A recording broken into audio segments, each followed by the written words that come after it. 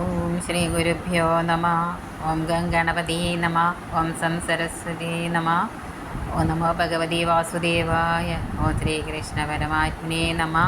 ശ്രീമദ് ഭഗവത്ഗീത കർമ്മയോഗം. ഭഗവാന്റെ ഇതുവരെയുള്ള ഉപദേശം കേട്ടപ്പോൾ അർജുനൻ പറഞ്ഞു, അങ്ങയുടെ ഉപദേശത്തിൽ നിന്ന് കർമ്മത്തേക്കാൾ ശ്രേഷ്ഠമാണ് ജ്ഞാനമെന്ന് മനസ്സിലായി.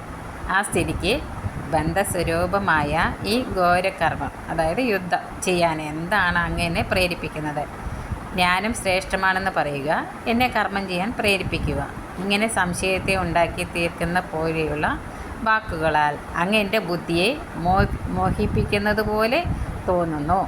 കർമ്മം, ജ്ഞാനം എന്നിവയിൽ ഏതാണ് എനിക്ക് ശ്രേയസ്കരമെന്ന് പറഞ്ഞു തരാൻ കാരുണ്യമുണ്ടാവണേ എന്നിങ്ങനെ അർജുനൻ അപേക്ഷിച്ചപ്പോൾ ഭഗവാൻ മറുപടി പറയുന്നു.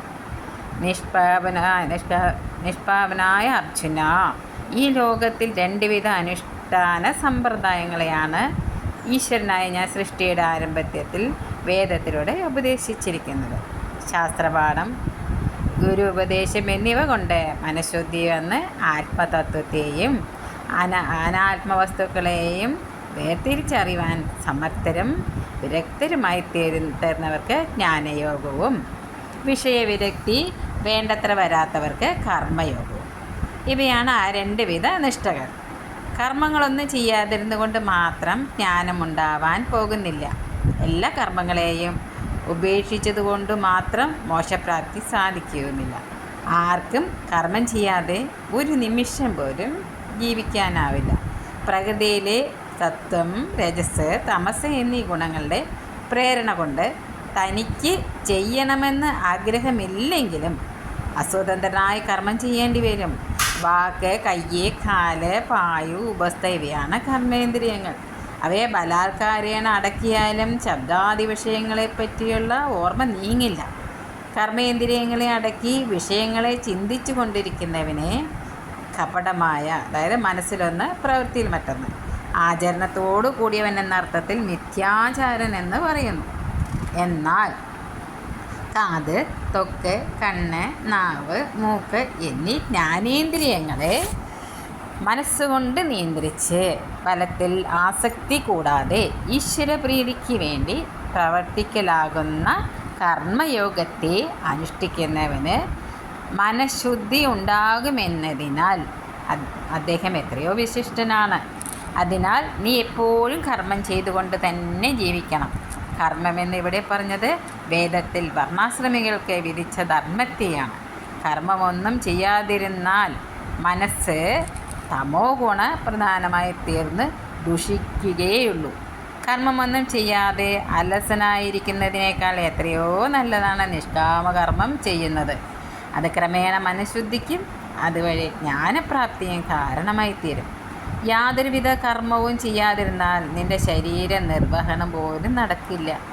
യജ്ഞാർത്ഥം, അതായത് ഈശ്വരപ്രീതിക്ക് വേണ്ടി മാത്രമായി ചെയ്യുന്നവയൊഴികെ മറ്റെല്ലാ കർമ്മങ്ങളും വാസനകളായി തീർന്ന് മനസ്സിനെ വിഷയങ്ങളോട് ബന്ധിപ്പിക്കുന്നവയാണ്. അതിനാൽ നീ നിസ്സംഗനായി ഈശ്വരൻ സന്തോഷിക്കണേ എന്ന ഭാവത്തോടെ കർമ്മങ്ങൾ ചെയ്യൂ. അതാണ് കർമ്മയോഗം. പണ്ട് സൃഷ്ടിയുടെ ആരംഭത്തിൽ ബ്രഹ്മാവ് പ്രജകളെ യജ്ഞത്തിന് അധികാരികളായി സൃഷ്ടിച്ചു. അനന്തരം ഈ യജ്ഞം നിങ്ങൾക്ക് സർവാഭീഷ്ടപ്രദമായി തീരട്ടെ എന്ന് അവരോട് പറഞ്ഞു. യജ്ഞത്തിലെ ഹവീർഭാഗം കൊണ്ട് നിങ്ങൾ ദേവന്മാരെ ആരാധിക്കുവിൻ. ദേവന്മാർ മഴ മുതലായവയെ കൊണ്ട് നിങ്ങളെയും അഭിവൃദ്ധിപ്പെടുത്തട്ടെ. അങ്ങനെ ജീവിക്കുന്ന നിങ്ങൾ പരമശ്രേയസ്സിനെ പ്രാപിക്കും. യജ്ഞങ്ങളെ കൊണ്ട് ആരാധിക്കപ്പെടുന്ന ദേവന്മാർ അഭീഷ്ട സുഖങ്ങളെ തന്ന് നിങ്ങളെ അനുഗ്രഹിക്കും. ദേവന്മാർക്ക് സമർപ്പിക്കാതെ, അതായത് യജ്ഞങ്ങളിലൂടെ ദേവകടം വീട്ടാതെ സ്വന്തം ശരീരപോഷണത്തിന് വേണ്ടി മാത്രം ഉപയോഗിക്കുന്നവൻ പെരുങ്കള്ളൻ തന്നെയാണ്. ദേവന്മാരെ യജ്ഞം കൊണ്ട് ആരാധിച്ച് ബാക്കി വരുന്ന യജ്ഞശിഷ്ടമായതും അമൃതതുല്യവുമായ അന്നത്തെ പ്രസാദം അനുഭവിക്കുന്നവൻ ദിവസേന അറിയാതെ ചെയ്തു പോകുന്ന 5 വിധ പാപങ്ങളിൽ നിന്നും മോചിപ്പിക്കപ്പെടുന്നു. അഞ്ചുവിധ പാപങ്ങൾ എന്ന് പറഞ്ഞാൽ നെല്ല് കുത്തുക, അരയ്ക്കുക, വിറകെത്തിയ, വെള്ളം ഉപയോഗിക്കുക, നിലം മെഴുകുക എന്നീ പ്രവൃത്തികൾ ചെയ്യുമ്പോൾ അറിയാതെ സംഭവിക്കുന്ന ചെറു പ്രാണികളുടെ ഹിംസയാണ് നിത്യേന സംഭവിക്കുന്ന അഞ്ചുവിധ പാപങ്ങൾ. അപ്പോൾ അങ്ങനെയൊന്നും ഇല്ലെങ്കിലും പല വിധത്തിലുള്ള ഇത് നമ്മൾ അറിയാതെ ചെയ്തു പോകുന്നുണ്ട്.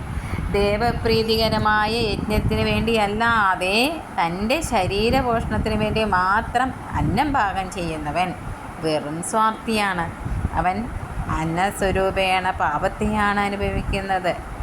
അച്ഛനും അമ്മയും കഴിക്കുന്ന സസ്യം, ധാന്യം മുതലായ ആഹാര പദാർത്ഥങ്ങൾ അവരിൽ വീര്യമായി തീർന്ന് അതിൽ നിന്നാണ് എല്ലാ ജീവജാലങ്ങളും ഉണ്ടാവുന്നത്. മനുഷ്യൻ്റെ അന്നം സസ്യവും ധാന്യവും ഫലമൂലാദികളുമാണ്. അവയുടെ ഉൽപ്പത്തി മഴയെ ആശ്രയിച്ചാണ് സംഭവിക്കുന്നത്. യജ്ഞാചരണം കൊണ്ടാണ് മഴയുണ്ടാവുന്നത്. യജ്ഞം യാഗം ചെയ്യുന്നവനായ യജമാനിൻ്റെയും ഋത്തികളുടെയും കർമ്മത്തിൽ നിന്നുണ്ടാവുന്നു. വേദമാണ് കർമ്മത്തെ വിധിച്ചിരിക്കുന്നത്. ശബ്ദബ്രഹ്മമാകുന്ന വേദത്തിൽ നിന്നാണ് കർമ്മമുണ്ടാവുന്നത്. വേദം നാശരഹിതമായ ബ്രഹ്മത്തിൽ നിന്നുണ്ടാകുന്നു. അതിനാൽ എങ്ങും നിറഞ്ഞ ശബ്ദബ്രഹ്മമാകുന്ന വേദം എന്നും യജ്ഞത്തെ സ്ഥിതി ചെയ്യുന്നു. വേദം യജ്ഞത്തെ അവലംബിച്ച് നിൽക്കുന്നു എന്ന് സാരം.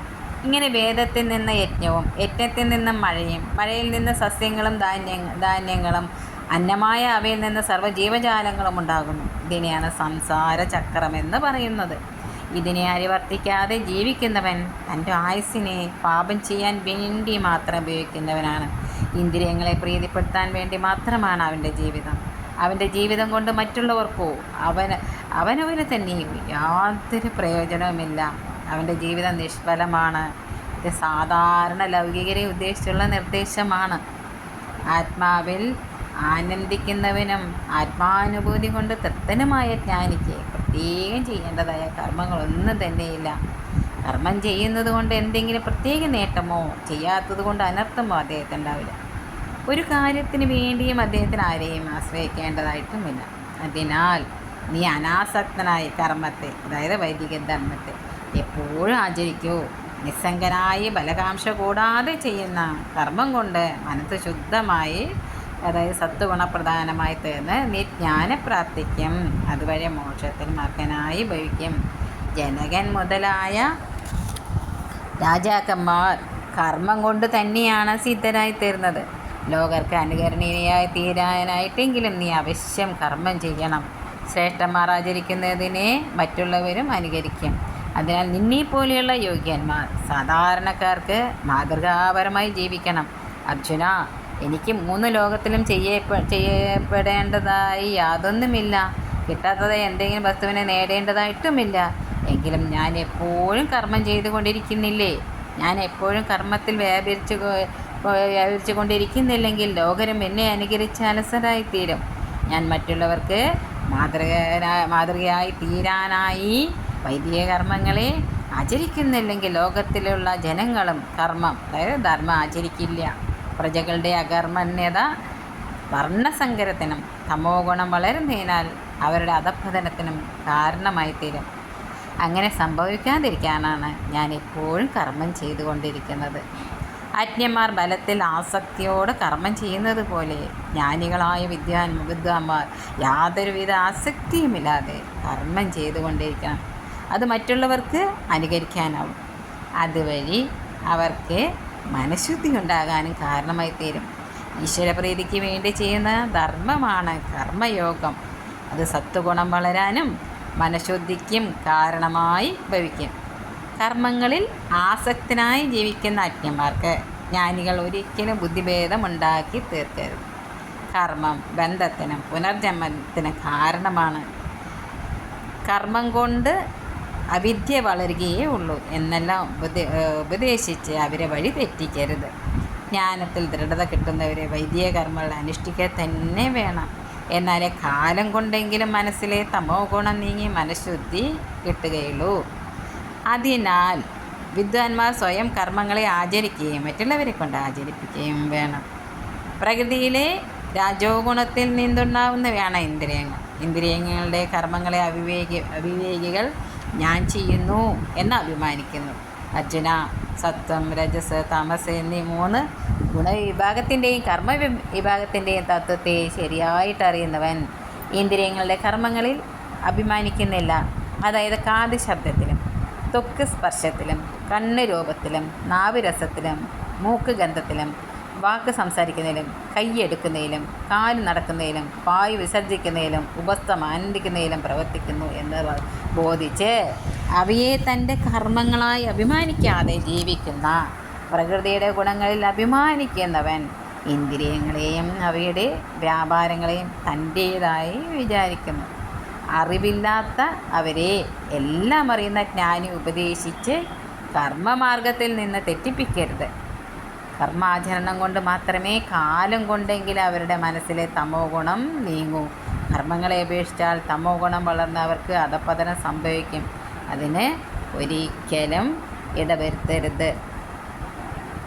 സർവത്ര ഗോവിന്ദ നാമസങ്കീർത്തനം. ഗോവിന്ദ ഗോവിന്ദ. സർവം ശ്രീകൃഷ്ണപാദാരവിന്ദാർപ്പണമസ്തു. ശ്രീ ഗുരുവായൂരപ്പ ശരണം.